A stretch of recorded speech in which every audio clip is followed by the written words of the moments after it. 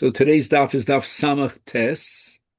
Now we begin on the third line from the top. Boy Rami Bar Choma, Shtei Halechem Hanotza Sharion o Chanota Sharion. The suffix of Rami Bar Choma revolves around what is the stage of development of any of the five species of grains that are included in the Iser Chadash.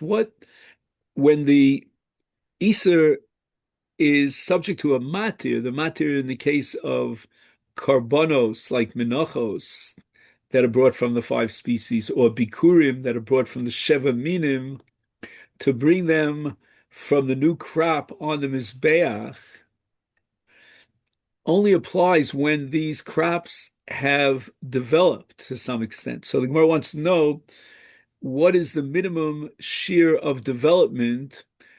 The lower point, the earlier point, is called Hanotza, and the later point is called Chanota. Chanota really is when it flowers, you begin to see flowers. And you'll see in a minute that the Gemara rejects this whole suffix. First of all, my Hanotza, my Chanota, Ilem Hanotza de Pera, v'Chanota de Pera, if we're talking about different stages in the development of the pre, I don't get it. We know that even if the grain has not yet sprouted above ground, but only took root, which means that there were 72 hours from the time of planting, it takes root, that's called ashrosha. And now you're talking about waiting to a later point in which, it flowers above the ground. Hashta ashrosha shraya, it's enough that the grain reached the state of being rooted in the ground. And now you're telling me hanotza v'chanot mibo, you have a suffix about hanot. So the Gemara answers Ella, the suffix of Rabbi Bar Chama has to be reinterpreted. Hanotza di ola v'chanota di ola. We're not talking about the grains or the fruits themselves. That for that all you need is hashrosh, and already once it reaches the state of hashrosh, you could have the matir of shtei alechem. But we're talking about the leaves, and apparently the leaves are edible, and they emerge from the trees or from the growth that's above ground. So therefore, hashrosha is totally inapplicable to the leaves, and therefore we have to know at what point in the development of the leaves is it included, shall we say, in the matir of shtei alechem. Mi havi kashrosha. In other words, shall we say that once the growth, the planting, the sapling took already root, which is hashrosha, then that's sufficient to be matir everything, even the olim, even the leaves that grow from the saplings. Take, the Gemara doesn't have an answer. Boy Rava bar Rav Chanan. Bitim shezaron bekarka omer matiron o ein omer matiron. Now, what's going on over here? You took wheat kernels and you planted them. That's the classic case where the omer is matir. But again, we have to wait till ashrosha, till it takes root. So you've got to plant them at least 72 hours before the matir of the omer. Whether the matir of the omer is the night going into the 16th or the 16th in the morning. Hechidami. Idi ashrish, if we're talking after it took root, then Tanina, we have a Mishnah, and the Mishnah says that once it took root, then the matir of omer or shtei alechem is chal. The idolo ashrish Tanina, that's also the Mishnah. The Mishnah says that if the planting was so close to the shtei alechem of Shavuos that it didn't even have an opportunity to take root, then that's also in the Mishnah that it's not subject to the matir. You'll have to wait a full year around till the next omer or the next shtei alechem. Tisnana, we learned in a Mishnah, and the truth is that this Mishnah is coming up right away, Imishrishu kodim laomer omer matirim imlav asur nachi yavi omer abba. So what exactly is your suffix? That's what I don't follow. And again, this is Rava's suffix, and he's asking it to the to the colleagues of his generation. Lo tzricha, what's the case that Rava vacillates about? The chatzdinu v'zarinu kodem la'omer. What he did was he planted these kernels in the ground, but then he harvested them. He cut them down. And then he planted it a second time around. So we're dealing with a second planting. And this he did the second planting right before the Omer, the Asa Omer v'cholaf alayim. Now the Omer passes. Is he allowed to eat it? Would the Omer be matir based on the first original planting where there was Hashrosha because it took place a while before the Omer? Ma'ol lenakute umechel mineu. Right? Is he allowed to eat the kernels from the ground? And it all depends upon the following analysis. Shall we say, number one, kiman v'shadya v'kada damya? What it means is that even though it's safe to assume that after the second planting of these kernels, they're going to disintegrate into the ground, like anything that you plant, any seeds always disintegrate. Or shall we say no? It's as if these kernels that you planted were inside a vessel, and since this was after Hashrosha, and now the Omer was chal to be matir, or maybe you should say that now that it disintegrate, it's already part of the ground. And if it's part of the ground, we have to start from scratch and again wait to the period of Hashrosha. And the Gemara says that this suffix is really relevant not just to the Omer being matir the Omer, but Rava has a suffix as far as Onah is concerned. Now let's talk about Onah for a minute. Onah means that either the buyer was overcharged or the seller was underpaid, either way. And there are three categories of Onah. One is called Yosem Mishtus, that the cheating here, the let's say overcharging, just to make life easier for ourselves, was more than a sixth of the market price. And that's called Batel Mekach. The whole deal is off. Then we have Shtus. If it was exactly 1/6, meaning let's say it was worth in the market 5 and he charged them 6, so that's 1/6. In such a case, the Mekach is Kayam, but Yachzir Onah, meaning he has to make good for it, and the seller will have to give the buyer that one that he cheated him.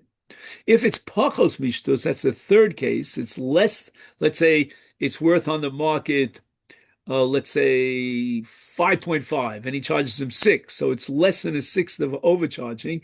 Then in such a case, Mechila. And now the question is, when you took out these grains after they grew and you replanted them a second time around, do they have the status of karka? And we have a principle called Eino No Bekarkos. So with regard to real estate, there's no such thing as overcharging, whatever that means. I mean, that has to be understood. Some Rishonim say that's up to 50%. Other Rishonim say it doesn't matter what the price is, but it violates a lav in any way. But whatever it is, we're going to talk about karka Eino No Bekarkos. Or do we say no? Should we apply the logic of Kiman Deshadya V'Kadya Dami? It's as if they were separated from the ground inside some sort of utensil. So the Gemara says, Hechi Dami. If the seller says to the buyer, Shtay Bei Shisa, I took 6 kurs, that's a vast volume, and I planted it in the field, and I'm selling you the grain from those 6 kurs. V'yasu sadi, now there's a testimony that comes into Bezdin because the seller, the buyer is claiming onah. V'amru, and they testify to lo shada be elachamisha, which is the shear of onah.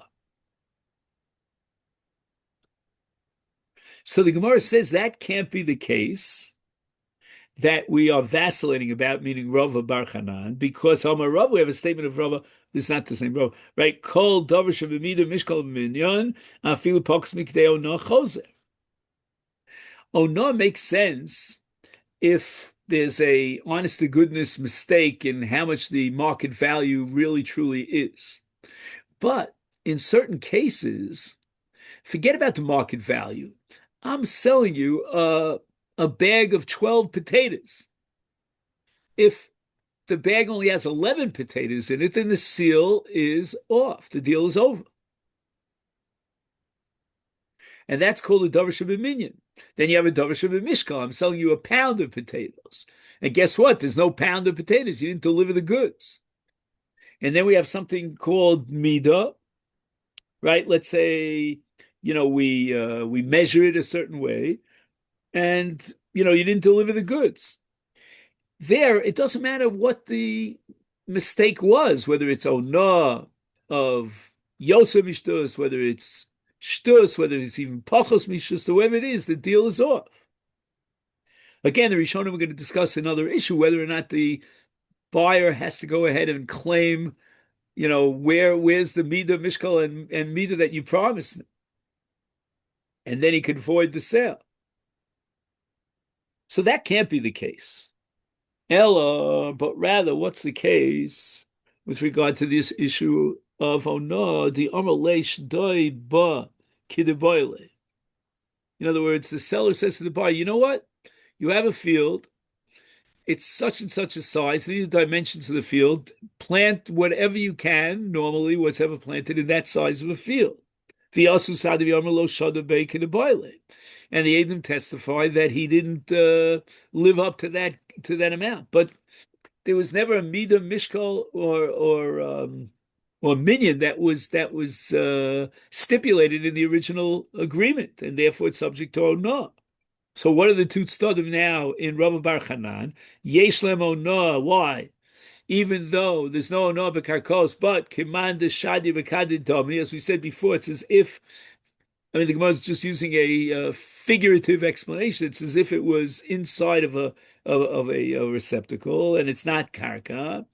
O dilma batul lehu legabi ara.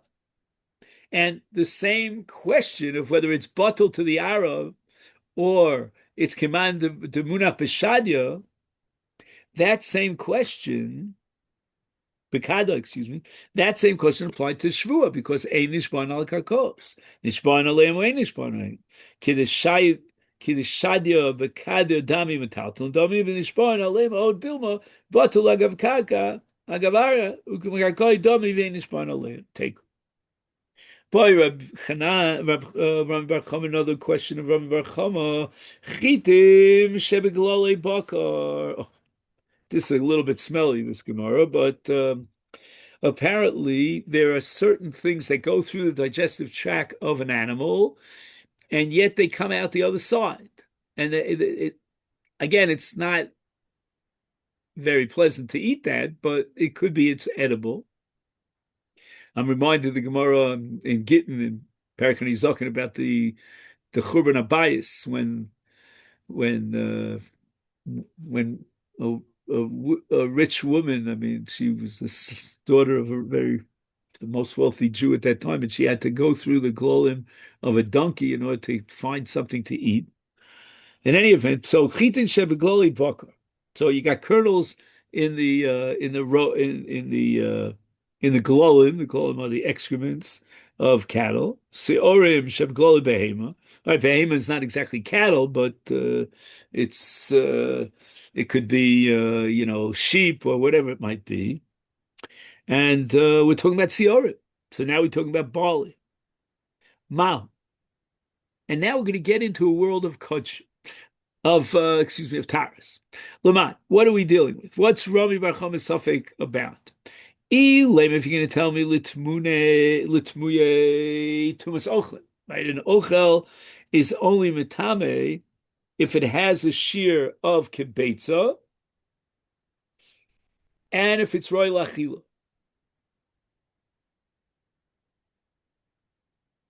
So now these kernels of grain that are found in animals' droppings, is it roy lachila? If it's roy lachila, then it could be makabel tuma, as tumas ochlin is concerned. So the Gemara says, I can't believe that that's the suffix of roy barcham because Tanina we learned in a Mishnah, or maybe Tanina here in this case means a brisa, that chitin shebeglole bakus yaorim shebeglole behema is chishav aleim lachila if he only had a machshava. He was thinking, you know what, if I find any kernels amongst the glolim, then I want to eat them. Maybe he'll clean them off and he'll fry them or roast them. I don't know what. He's aimetami tumasochem. But likton lachi, if he did a maisa and he went ahead and he actually collected these different kernels, the few kernels in the droppings of the animal, then it's royal. If it's royal achilas adam, is metami tumasochem. So in other words, it's not enough that he had a machshava; he had to have to do a maisa, he have to do an action in collecting these kernels. In any event, it's quite clear that as far as Tuva is concerned, these kernels are considered roy lachilas adam, and therefore they're metame. So what was Rami Bar Chama's suffix? Ela lemenachos. Now again, as far as menachos are concerned, it would seem that since it's roy lachila, it should be kosher lemenachos. But the Gemara says punk faket. We have a pasuk in Malachi, and pshita de lo, you cannot use these grains for menachos because Malachi says hekrevu hakriveu nov lefechasecha hayutzeh o ayisa panecha. Right, the Navi was castigating the Jewish people because instead of bringing the best for their karbanos, they brought the worst. And he asked them, would anybody be pleased if you gave this to a king or to a governor? Would it be pleased that the kind of cheapo stuff that you're giving? Like I'm reminded of Cain, back at that time. Anyway, we see that anything that's mo'us, anything that's disgusting, and what's the word I'm looking for? Repulsive. That was the word I was looking for. Anything that's repulsive, you couldn't allow it on the mizbeach. So for menachos, Rami Bar Chama would be vacillating about whether or not you could use these kernels that you took from animal droppings. You're going to use it on the mizbeach. Lo tzricha denaktinu vizarinu. Okay, now the Gemara is going to wonder whether or not there's an additional problem to mos, meaning if the problem is only mos, it's something that's despicable to be brought in front of the king, meaning on the mizbeach, then naktinu vizarinu, right? He collected the kernels and he replanted them. If he replants those kernels and now they grow, so it's no longer mos. Mishum to be usahi became a desarinu vaz the now it's no longer mos, so you can use it for the mincha. Oh, Dilma, shall we say mishum krishusahu hashnami chusha?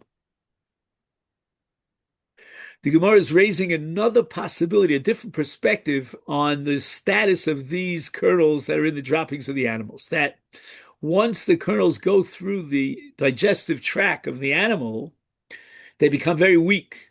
The kernels are weak. In other words, they can't produce really. So even though you produce something, but it's second class. Take boy, Rabbi Yirmiyah, another question. Peel shebola. So now we're talking about an animal that swallowed something that went through its digestive system, and it didn't change at all. It looks and feels exactly like it was before he ate it. Now, how could you have such a thing? The answer is with an elephant, you could have it. Why? Because an elephant could actually swallow a basket.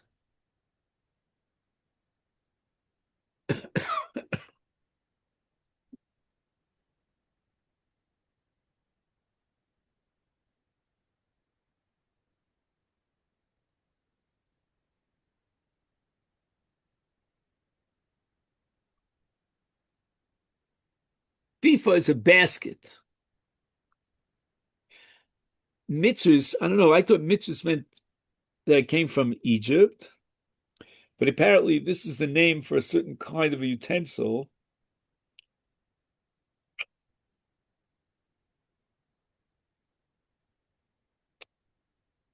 In any event, and this gigantic elephant swallowed this basket, and it came out from the rear. Mao. So again, Lamai. So if let's say this basket had already been contaminated with tuma, and now you want to say it loses its status, and it's like a kli shavur, like a receptacle that was broken. It's no longer tame. The tuma just flies up to the air. It's tnina. We have a Mishnah in Kalim. It's only the 25th parak of Kalim. Kalim is a massive Masechta. We're just lucky they didn't put it into Daf Yomi. Anyway, Kol HaKalim Yodin They Tumas Machshava Vein Olim Tumas Me'el B'Shinu Maisa. In other words, Ein Olim, if they were already Makabel Tuma, then you have to change them physically. Now, this basket, when it comes out, expelled out the other end, it's exactly intact the way it was when he swallowed it.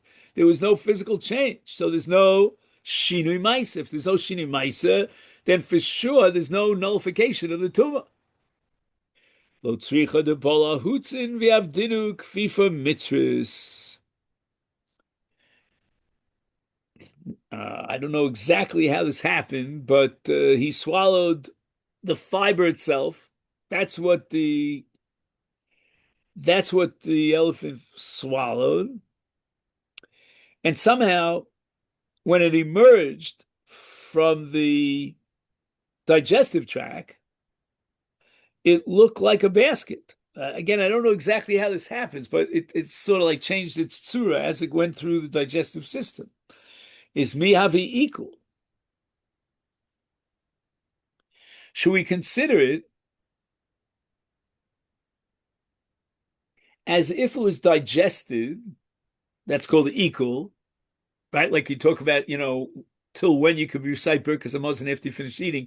We'll give you up to 72 minutes because that's Kedei equal. Digestive process is complete after 72 minutes. That's called equal. And therefore, Havi le kikli glolim ukli adom.